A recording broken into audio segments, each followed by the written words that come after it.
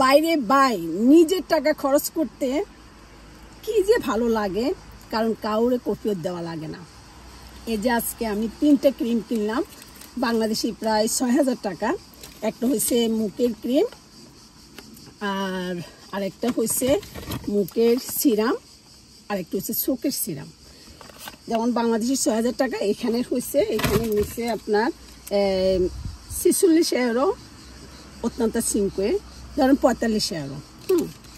এখন যদি আমার হাজব্যান্ডের কার্ডেটা আমি এখানে নিয়ে আসতাম, তখন আমার হাজব্যান্ড বলতো কি রে গেছে খালি ক্রিম কেনার জন্য, 50 euro কি বাজার করছে, না সরি 45 euro কি বাজার করছে। দেখা গেছে গেলে একবার হলো জিজ্ঞাসা করতো যে কিরে 45 euro কি কিনছো, কারণ এখন তো কার্ড মারলে সাথে সাথে ইমেল চলে যায়।